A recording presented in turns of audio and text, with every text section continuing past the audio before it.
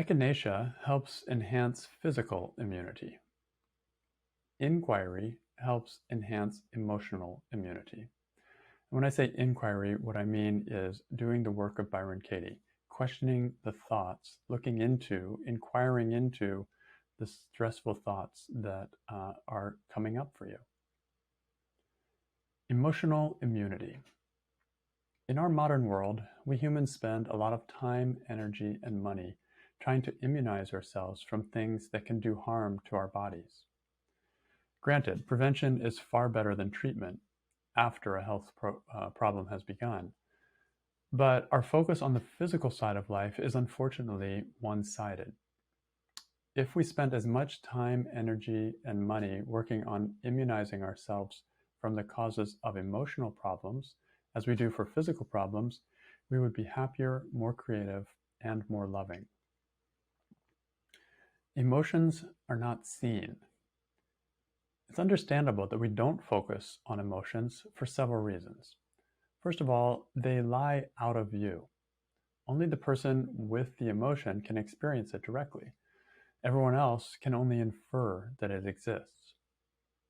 Secondly, they are taboo. Over the centuries, not knowing how to handle emotions, we have tended to push them away or pretend there is no problem. And finally, they respond counterintuitively. Compared to the physical world, the world of emotions is strange. If you try to get rid of an emotional problem, you actually make it worse. The work is both prevention and treatment. The work of Byron Katie, 4 Questions and Turnarounds, is a way to work with emotions by working with the thoughts connected to them. When you question a stressful thought connected to an emotion, you open up new ways of seeing a situation. And lying in those options is often a stress-free way of seeing it. This works in retrospect on many stressful situations from the past. And you can take any stressful situation from the past, whether it was 30 minutes ago or 30 years ago. Once I experience something as stressful, I often hold that stress until I can resolve it. That's without doing any inquiry. But then doing the work can often bring resolution to past experiences. But that's not the only purpose of the work. Once a stressful experience is resolved by doing the work, something changes for the future too. The next time a similar situation comes up, the insights gained from doing the work may be seen in the new situation, thereby allowing the mind and emotions to avoid falling into the same trap. This is what I mean by emotional immunity, and it is one of my favorite outcomes of doing the work. Here's an example from my life. I used to be really triggered by other people's anger, especially if it was directed at me. Growing up, my family did not express anger directly, and I had little, if any, experience with it. As an adult, I did my best to avoid angry people, and I avoided also making others angry at me at all costs. But despite my efforts, I have been exposed many times, of course, to sharp, critical anger. At first, this would send me into a tailspin, often for days. And I felt justified in believing that others should deliver criticism or their frustrations of any kind in a gentle way. This kind of inability to cope with other people's anger led me to the work. Becoming immune to angry people. Life would have probably led me to the same place eventually without doing the work. That's what experience does. But I think it would have been much slower without this process. Instead, I have done the work whenever the chance has come up in facing anger and criticism from others. The result is a kind of familiarity with this kind of situation. I sometimes say now that experiencing someone's anger is like watching a thunderstorm from a safe place inside my home.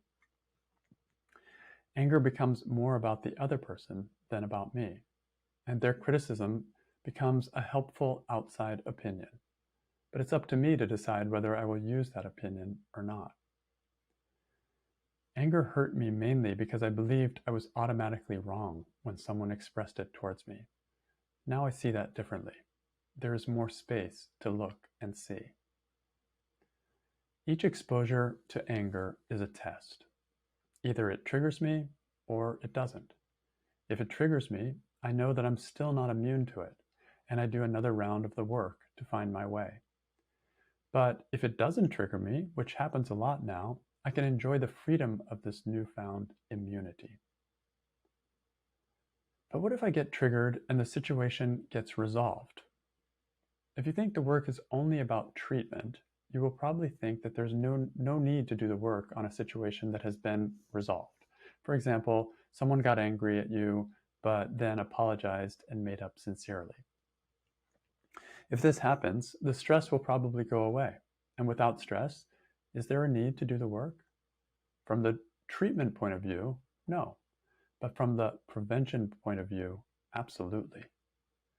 If I got triggered, even if the trigger was later resolved externally, it means that there is something in me that was triggerable. That's what I'm interested in from a prevention point of view. If I do nothing, that triggerable part inside me is still there, just waiting for the next situation to trigger it. How to do the work on a resolved trigger. To do the work on a stressful situation that was resolved is simple. Just go back to the situation when it first occurred, before the resolution happened. Then do the work from there. Forget about the fact that it got resolved later. Hold the moment when it got activated. Ask the 4 questions and find the turnaround examples while holding the trigger moment itself. See if you can resolve it yourself in the trigger moment before life had a chance to resolve it externally. If you can do this, your immunity to future trigger moments will be greatly enhanced. And finally, a quote from Byron Katie from her book, Loving What Is. What you already know can set you free from fear.